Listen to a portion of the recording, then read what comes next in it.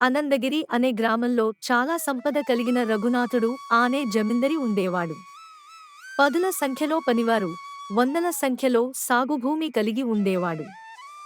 రఘునాథుడు చమత్కరమైన స్వభావముతో మంచి గుణము కలిగినవాడు. ఒక్కోసారి తను చేసే పనుల వలన తన భార్య విసుగు చెందుతుండేది. ఒకరోజు తన భార్య అయిన సుభద్రను పిలిచి ఇలా అంటాడు రఘునాథుడు. రేపు ఉదయం కొంచెం పనిమీద రాంపురం వెళ్తున్న సుభద్ర, నేను వచ్చేవరకు కొంచెం జాగ్రత్తగా ఉండు. అలా చెప్పి ఎడ్లబండి మీద రాంపురంకి ప్రయాణం అవుతాడు రఘునాథుడు. చాలాసేపు అయింది బయల్దేరి, ఇలానే వెళ్తే పొద్దు పోయేలోపు చేరుకోవచ్చు. కాని ఎడ్లు చాలా అలసిపోయి దప్పికగా ఉన్నట్టున్నాయి. పక్కనే ఉన్న గ్రామంలో బండిని అప్పు, ఎడ్లకి కొంచెం నిల్లు పెట్టి కొద్దిసేపు ఆగి ప్రయాణం సాగిద్దాం. రఘునాథుడు చెప్పినట్టుగానే పక్కనే ఉన్న గ్రామంలో ఒక ఇంటి పక్కన బండిని ఆపివేశాడు ఆ పనివాడు. అక్కడ రఘునాథుడిని ఎందుకో ఒక విషయం చాలా ఆశ్చర్యపరిచింది. పక్కనే ఉన్న ఇంట్లో మహిళ పనులు మొత్తం తను ఒక్కతే చేయడం గమనించాడు. వంట చేయడం, ఇల్లు వాకిలి ఉడవడం, తీసుకురావడం, అలా అన్ని పనులు అంత సొంతంగా ఎవరి సహాయం లేకుండా చక్కబెడుతుంది. అరే, ఈ మహిళ ఎంత చక్కగా ఒక్కతే పనులు మొత్తం చక్కబెడుతుంది. అందరూ మహిళలు ఇలా ఎవరిమీద ఆధారపడకుండా ఉంటే చాలా బాగుంటుంది.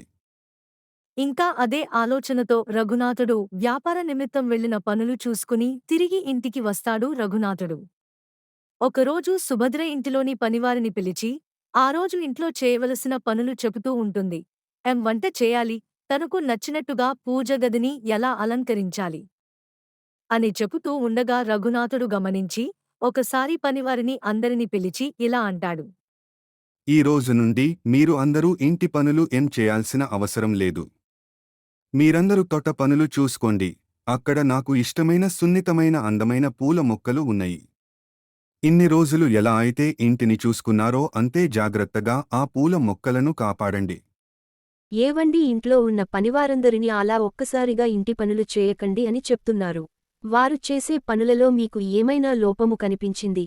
గత కొన్ని సంవత్సరాలుగా వారందరూ మనకోసం చక్కగా కష్టపడుతున్నారు కదా. వేరే కొత్తవారిని పనిలో పెడుతున్నరా ఏంటి? అలా చేయడం మీకు సరికాదు అండి. అప్పుడు రఘునాథుడు ఇలా అంటాడు. నేను మొన్న వ్యాపార నిమిత్తం ఊరు వెళ్ళాను కదా, అప్పుడు ఒక మహిళ సొంతంగా ఇంట్లో పనులు చేయడం గమనించాను. అలా ఎవరి మీద ఆధారపడకుండా ఉండటం మంచిదే కదా. నువ్వు ఎందుకు అలా చేయకూడదు? ఈరోజు నీ పనులు ఇంకా మన ఇంటి పనులు నువ్వే చూసుకో. ఎవరి సహాయం కోసం ఎదురు చూడకు. అలా కఠినంగా చెప్పేస్తాడు రఘునాథుడు. అది విన్న సుభద్ర నిర్ఘాంతపోయి చూస్తుంది. అలా తన భర్త చెప్పేశాక చేసేది ఏమి లేక, ఆ రోజు నుండి లంకంత ఇంట్లో పనిలో సహాయం చేసేవారు ఎవరు లేక, తన భర్తకు ఎదురు చెప్పడం ఇష్టంలేక కష్టమైన చేస్తూ ఉండేది. సుభద్ర తన పుట్టింట్లో చాలా గారాభంగా పెరిగింది. ఒకరోజు వంట చేస్తూ చేయి కూడా కాల్చుకుంటుంది. అలా కొన్ని రోజులు గడిచాక సుభద్రకి ఓట్లో బలేకుండా పోతుంది. అదే రోజు అనుకోకుండా సుభద్ర తమ్ముడు మణికంఠుడు ఆనందగిరిలో ఉన్న రఘునాథుడి ఇంటికి వస్తాడు. ఏమయ్యా మణికంఠ, చాలా రోజులు అవుతుంది మా ఇంటికి వచ్చి. నా మీద, ఇంకా మీ అక్క మీద ప్రేమ తగ్గిపోయిందా ఏంటి? సరే వెళ్ళి కాళ్ళు కడుక్కో, చాలా రోజులు అయింది కలిసి అన్నం తిని. అంటూ నప్పుతూ పరామర్శిస్తాడు రఘునాథుడు తన బావమరిదిని. అదేం లేదు బావగారు, కొంచెం వ్యవసాయం పని ఉండిపోయింది. నేను దగ్గర ఉండి చూసుకుంటే గని పనులు జరిగేలా లేవు. అందుకే రాలేకపోయా. ఎప్పుడు ఎలాగూ వచ్చేసా కదా, ఒక 10 రోజులు ఉండి వెళ్తలే బావగారు అని సమాధానం ఇచ్చి కళ్ళు కడుకొని ఇంట్లోకి వెళ్తాడు మణికంఠుడు. ఇంట్లోకి వెళ్లగానే చాలా చిక్కిపోయి, ముఖం అంత పాలిపోయి వంట చేస్తూ అనిపిస్తుంది సుభద్ర. అయ్యో అక్క, అక్క ఏంటి ఇలా చిక్కిపోయావు? నీ ఓట్లో బాగోలేదా ఏంటి? అయినా నువ్వు ఇలా వంట చేస్తున్నావేంటి? ఇంట్లో అంతమంది పనివాళ్ళు ఉండేవారు కదా. ఏమైంది అక్క, నాకు చెప్పు. నిన్ను ఇలా చూడటం నాకు బాధగా ఉంది. మణికంఠ, నువ్వు ఎప్పుడు వచ్చావు? నిన్ను చూడటం నాకు చాలా సంతోషంగా ఉంది. ఇంటి దగ్గర అందరూ కులాసాగా ఉన్నరా? ముందు నువ్వు వెళ్ళి బావగారి దగ్గర కూర్చో. ఇద్దరికి వేడివేడిగా భోజనం పెడతాను. అప్పుడు రఘునాథుడు ఇంకా మణికంఠుడు చాలా రోజుల తరువాత కలవడం వలన అన్ని కబుర్లు చెప్పుకుంటూ సరదాగా భోజనం చేస్తాను. అలా ఇద్దరికీ భోజం వడ్డిస్తున్న సుభద్రకి సంతోషంగా అనిపిస్తుంది. సుభద్ర, నేను కొంచెం పనిమీద పొలం వరకు వెళ్తున్న, త్వరగా వచ్చేస్తాను. అని చెప్పి పొలానికి వెళ్తాడు రఘునాథుడు. అలా తన భర్త వెళ్ళగానే సుభద్ర బోరుమంటూ ఏడుస్తూ తన కష్టాలు మణికంఠుడితో చెప్పుకుంటుంది. అదంతా విన్న మణికంఠుడికి ఏం చేయాలో అర్థం కాలేదు. ఎందుకంటే మణికంఠుడికి తన బావగారు అంటే చాలా గౌరవం. రఘునాథుడు తన అక్కను కావాలని కష్టపెట్టడంలేదు. నిజానికి సుభద్ర అంటే చాలా ఇష్టం.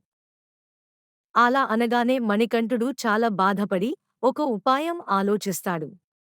ఆ రోజు మణికంఠుడు ఇంటి వెనకాల ఉన్న పూలతోట దగ్గరకు వెళ్ళి అక్కడ పూలతోటకి కాపలాగా ఉన్న తోటమాలిని పిలిచి, "ఈ రోజు నుండి మొక్కలకి నీరు పట్టకండి, మా బావగారు ఎందుకు నీరు పట్టలేదు అని అడిగితే నా పేరు చెప్పండి" అని అంటాడు. అలా తోటమాలి కూడా ఆ పూల మొక్కలకి నీరు పట్టడం మానేస్తాడు. అయితే కొన్ని రోజుల తరువాత రఘునాథుడు అలా తోటవైపు నడుచుకుంటూ వెళ్తాడు. అలా ఆ మొక్కలకేసి చూడగా ఆ అందమైన పూలు పూసే మొక్కలు వాడిపోయి కనిపిస్తాయి. అప్పుడు రఘునాథుడికి చాలా కోపం వస్తుంది. తోటమాలిని పిలిచి ఇలా అంటాడు. ఏ మాయా, ఏంటి అసలు నువ్వు ఏం అనుకుంటున్నావు? నాకు ఈ పులా మొక్కలు అంటే చాలా ఇష్టం అని నీకు తెలుసు కదా. మరి ఇలా నువ్వు చేస్తే నేను బాధపడుతాను అని నీకు తెలుసు కదా. సమాధానం చెప్పు.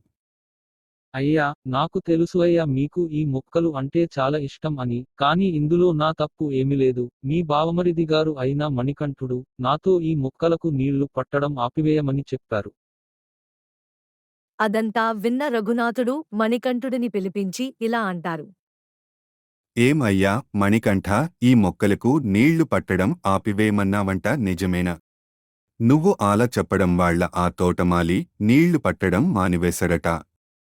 ఎంతో ప్రేమగా పెంచుకున్న చాలా సున్నితమైన మొక్కలివి. ఇంకా చాలా అందమైన పూలతో ఉండే ఈ మొక్కలు ఎలా వాడిపోయాయి?